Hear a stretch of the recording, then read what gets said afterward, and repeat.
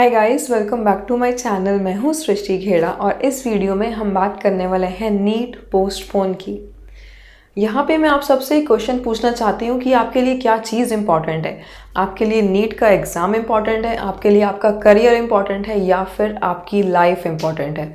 I know आप सबका answer एक ही होगा कि आपके लिए सबसे ज़्यादा इम्पॉर्टेंट आपकी लाइफ है। बट एट द मोमेंट अगर हम गवर्नमेंट की डिसीजन को देखते हैं तो ऐसा लगता है कि गवर्नमेंट के लिए आपकी लाइफ की इम्पोर्टेंस उतनी नहीं है। अगर आप रिसेंटली देखेंगे कि गवर्नमेंट ने डिसीजन लिया है, सुप्रीम कोर्ट का डिसीजन आया है कि नीट पोस्टपोन नहीं होगा and it would be conducted on 13 सितंबर as schedule. Before I move further, मैं आप सबसे पूछना चाहती हूँ, क्या आपको लगता है कि सुप्रीम कोर्ट ने जो डिसीजन लिया है वो डिसीजन सही है? Is the decision taken by Supreme Court is correct? Because मुझे तो नहीं लगता ऐसा।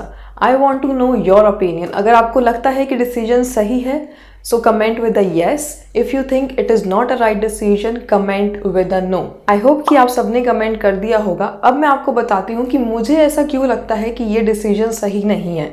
इन my opinion it is a very wrong decision. अब ऐसा क्यों है, इसके पीछे बहुत सारे रीजन्स हैं। सबसे पहला रीज़न ये है कि इंडिया में एट द मोमेंट बहुत ज़्यादा केसेस बढ़ रहे हैं।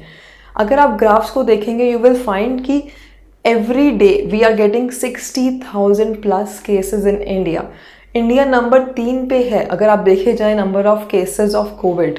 तो इतनी वर्स्ट सिचुएशन में क्या नीट कंडक्ट करना सही रहेगा? मेरे हिसाब से तो नहीं। एक टाइम था जब इंडिया में हार्डली 3000 केसेस पर डे थे। उस टाइम पे गवर्नमेंट ने कंप्लीट लॉकडाउन किया हुआ था and now when it is 60,000 per day, उस टाइम पे ये इतना बड़ा एग्ज़ाम कंडक्ट हो रहा है। सो it gonna B a very big problem और बहुत सारे पेरेंट्स का, स्टूडेंट्स का इन्फेक्ट होने के जो चांसेस हैं वो बहुत ज़्यादा बढ़ जाएंगे इससे। जो सेकंड मेन रीज़न है जिसकी वजह से मुझे लगता है कि जो डिसीजन सुप्रीम कोर्ट ने लिया है वो गलत है, वो ये है कि नंबर ऑफ़ स्टूडेंट्स जो अपीयर करने वाले हैं नीट में वो बहुत ही ज़्यादा हैं। नीट इंडिया का सबसे बड़ा एग्जामिनेशन है इन टर्म्स ऑफ मेडिकल। तो ऐसा इतना बड़ा एग्ज़ाम जहाँ पे lakhs of students, nearly 15 lakh of students हैं जो एग्ज़ाम देने वाले हैं, उन सब की फैमिलीज, फ्रेंड्स, सबको इन्फेक्शन होने के बहुत ज़्यादा चांसेस बढ़ जाएंगे। ऑल्दो एनटीए ने नंबर ऑफ सेंटर्स जो हैं वो डबल कर दिए हैं, but it is not a solution. Centre although double हो गए हैं, स्टिल जब स्टूडेंट्स जाएंगे सेंटर्स में, एक सेंटर में हंड्रेड्स ऑफ स्टूडेंट्स होंगे और वो सारे के सारे एक दूसरे के कांटेक्ट में आएंगे तो it gonna B a very big problem. Third जो पॉइंट है, अब आप सबको लग रहा हो कि मान लिया कि एक सेंटर पे 100 ऑफ स्टूडेंट्स हैं, बट अगर हम एसओपी फॉलो करेंगे तो हम लोगों को कुछ नहीं होगा। एसओपी से मेरा मतलब है कि आप सब लोग हाथ सैनिटाइज करेंगे, मास्क पहनेंगे, एक दूसरे से दूरी बना करके रखेंगे तो आप लोगों को ये इन्फेक्शन नहीं होगा। बट ऐसा नहीं है। मैं ये नहीं कह रही हूँ कि आप लोग ये चीज़ें नहीं करेंगे, बट अगर आप देखेंगे जो रिसेंटली कुछ एग्ज़ाम्स हुए हैं कर्नाटका में, बिहार में, मैं उन सब की फ़ोटोज़ आपको दिखा देती हूँ। यहाँ पे आप देख सकते हैं कि एग्ज़ामिनेशन सेंटर के बाहर क्या हाल है, क्या एसओपी फॉलो हो रही है और क्या सोशल डिस्टेंसिंग मेंटेन हो रही है। तो मैं ये नहीं कह रही हूँ कि हर एक सेंटर पे ऐसा होगा, बट ऐसा होने के चांसेस काफ़ी ज़्यादा हैं क्योंकि 100 ऑफ स्टूडेंट्स हैं, सबको एंट्री चाहिए। So it gonna be very very difficult to manage all those students in that particular centre. All तो बहुत सारे सेंटर्स हो सकता है मेंटेन कर लें, but I am very sure कि सारे सेंटर्स इसको मेंटेन नहीं कर पाएंगे। अब ये जो स्टूडेंट्स हैं जब अपने अपने घर जाएंगे, they gonna infect their family, they gonna infect their friends, their relatives. ये जो स्टूडेंट्स हैं एक ऐसे कैरियर बन जाएंगे कोविड-19 के जो कि एसिम्टोमेटिक होंगे। हो सकता है कि उनको सिम्टम्स ना आए, बट उनकी फैमिली में जो बाकी लोग हैं उनको भी इन्फेक्शन हो सकता है। सो जस्ट एक नीट एग्ज़ाम के लिए will you put whole of your family at a risk? अगर मैं आपकी जगह होती तो it would be a very big no. Moving on to my next point, that is at number 4, it is a transportation. देखो, हो सकता है कि आपका जो सेंटर हो वो आपसे बहुत पास हो, लेकिन हर एक स्टूडेंट के केस में ऐसा नहीं है। कुछ स्टूडेंट्स के सेंटर ऐसे हैं जो 100 to 100 किलोमीटर्स दूर हैं, बिकॉज वो स्टूडेंट्स जो हैं वो रिमोट एरिया में रह रहे हैं, उनको 100-200 किलोमीटर ट्रैवल करके जाना पड़ेगा उन सेंटर्स में। अब उन सेंटर्स में जाने के लिए दे वुड नीड ट्रेन, बस या कुछ public transportation. But at the moment कोई भी पब्लिक ट्रांसपोर्टेशन वर्किंग कंडीशन में नहीं है, फुल फ्लेज वर्किंग कंडीशन में कुछ भी नहीं है। तो ऐसी कंडीशन में स्टूडेंट्स कैसे जाएंगे वो देने के लिए अपना एग्ज़ाम। अब इसमें एक और कैटेगरी ऑफ स्टूडेंट्स आते हैं, वो हैं NRIs। अब ये जो NRI स्टूडेंट हैं, इन लोगों के लिए अगर SOP फॉलो की जाए तो उनको इंडिया में आकर के पहले 14 डेज तक अपने आप को क्वारंटीन करना पड़ेगा और उसके बाद वो जाकर के एग्ज़ाम दे सकते हैं।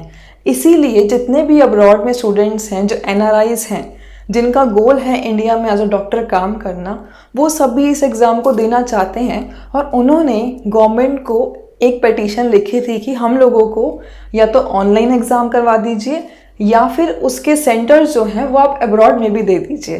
बट गवर्नमेंट ने अगेन मना कर दिया है, क्योंकि उनके केस में ना तो फ्लाइट्स चल रही हैं और ना ही वो प्रॉपर SOP फॉलो कर सकते हैं।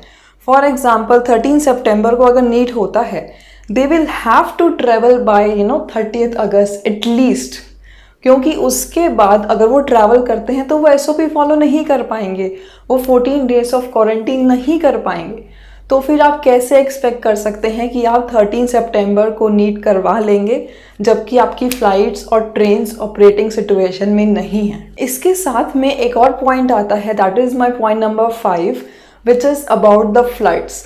एट द मोमेंट इंडिया में बहुत सारी स्टेट्स में फ्लडिंग हो रखी है। आप देख सकते हैं कि नॉर्थ ईस्ट में कितने ज़्यादा फ्लड्स हैं, बिहार में, मुंबई में, इन सब सिटीज़ की हालत जो है वो बहुत ख़राब है। कुछ जगह पे तो हाल इतने ख़राब है कि समहाउ वो अपनी लाइफ जी रहे हैं, अपनी लाइफ को चला रहे हैं। इस सिचुएशन में आप एक्सपेक्ट नहीं कर सकते कि वो पढ़ाई करेंगे एंड ऑन दैट वो एग्ज़ाम देने के लिए आएंगे आपके सेंटर्स पे। तो नीट को एट 13 सितंबर कंडक्ट करना is not at all possible. My appeal to government is कि इसको पोस्टपोन करना ही चाहिए, because logically it is not possible to conduct that on 13th of September.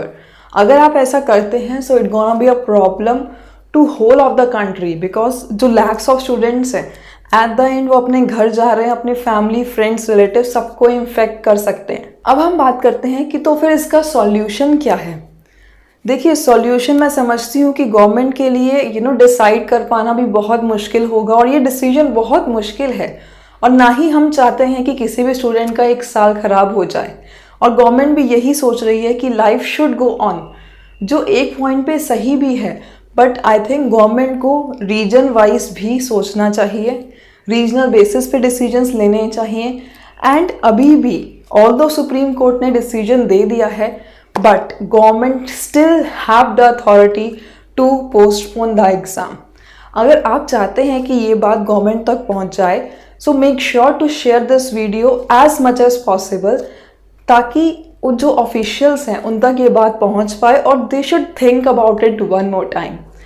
Till the next video, I would say good bye.